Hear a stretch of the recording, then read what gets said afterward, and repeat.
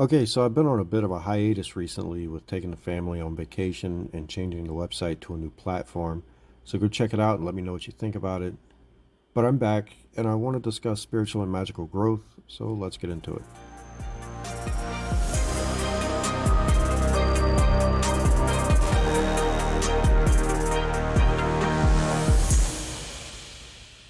All right, so during my hiatus, I spoke with my mentor, friend, and teacher of the majority of my adult spiritual and magical life, and he said something that I've heard him say probably 100 times.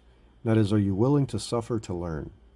This statement says so much, and I think in our modern age of fast food and one day delivery, we have become so accustomed to having everything quick and easy that we never step out of our comfort zones. Now, I have also been asked in the past about which group I was a member of, so stick around to the end of this video and I will share that with you all, and also share some information about an upcoming interview here on this channel. But back to the topic at hand, if you are staying in your comfort zone within your practice, your growth will be minimal. This is one of the biggest problems I've seen within the magical community and hearing others talk about their spirituality. Ultimately, if you are comfortable within the physical, you're not growing spiritually or magically. This is because the spirit soars when the body suffers. Now, I feel that it is necessary that I add this disclaimer here. I am not telling you to inflict pain upon yourself. That is not at all what I am talking about. So don't try to bring back the ritual of self-flagellation from the Dark Ages and say Dion told you to do it. I'm telling you not to. When I say that the spirit soars when the body suffers, what I mean is to turn away from bodily pleasure. This can be indulging in unnecessary eating, oversleeping, bodily addictions, physical stimulation, and more. When your goal is that of spiritual growth, the desires of the body have to be put on the back burner. Even in some grimoire traditions, you find instructions to awake at specific hours to perform certain rituals. Some of these rituals last for days or even longer, such as the Abramelin ritual, which can go for 6 months or longer.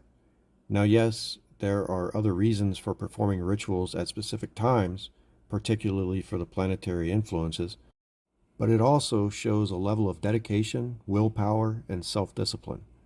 Now, when it comes to unnecessary eating, it is normally a good idea to conduct a type of fasting. This removes the self-indulgence that we tend to do in our society today, limiting you to taking in only what you need. The details on fasting go more in depth when you begin to modify the fast depending on the specifics of the ceremony you will be conducting or the specific deity that you are praying to. But I'm not going to get into all of that in this video. I've talked about cleansing baths in another video and how the colder the water, the better. I'll post a link to that video up above.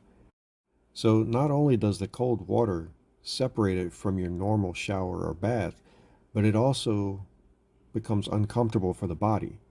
You can, of course, come to enjoy the cold baths, but for the most part, the physical body does not want to be uncomfortable. But by putting your physical body into a state of discomfort, you allow your spirit to excel.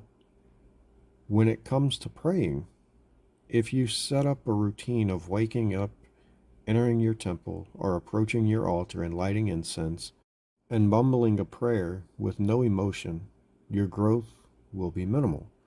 There are different reasons for this. The first being that your prayer requires emotion behind it. If you just simply read it off of a piece of paper or out of a book and have no feeling in your words, you are not reaching to the gods. But by putting the emotion behind your words, when you recite your prayer, you are reaching for the gods. You are opening yourself up for the divine energy to flow into your life. This is also not a one and done activity. It needs to become a regular practice, which should be one of the first things done when you begin your day. So depending upon your level of discipline and the extent of your daily practices, you will lose sleep. This is a discomfort to the physical body and requires self-discipline. I know many people who would rather sleep in an extra 30 minutes rather than wake up to pray or perform daily rites. I've also seen many people talk online about the concept of miasma, and it seems many people today tend to dismiss it almost entirely, unlike ancient Greece, where it was taken very serious. Now, I'm not going to discuss everything that was believed to be miasmic, but I will touch on one that is relevant to the topic of this video, that being sexual fluids and sexual activity. So, in line with the idea of limiting physical pleasures to grow spiritually, this should be a no brainer. Limiting or eliminating sexual activity can be a huge factor in growing spiritually. I know it is not viewed as miasmic in most pagan circles today. However, I still believe that one should restrain from entering a temple for at least 6 hours after sexual activity. So let's discuss magical practices briefly. One of, if not the absolute first thing you are often told to do when beginning some type of magical practice is to sit and meditate. This is to gain control over your mind. In doing this, you find that your mind and body try to fight against you. You tell your mind to shut up, and it races with random thoughts.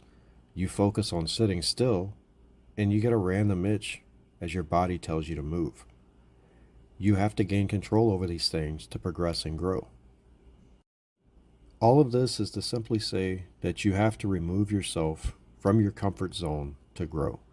It is no different than that of a bodybuilder who goes to the gym 3 to 5 days a week and breaks his muscles down so that they grow larger. If it isn't obvious, you also need to read. Break out of the habit of sitting comfortably on the couch and binge watching your favorite television show. Grab a book and read. Start studying.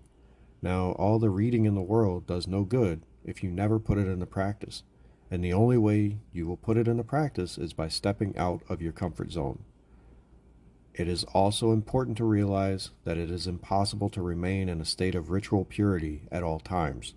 You must reside in the physical world as well as the spiritual, so don't burn yourself out.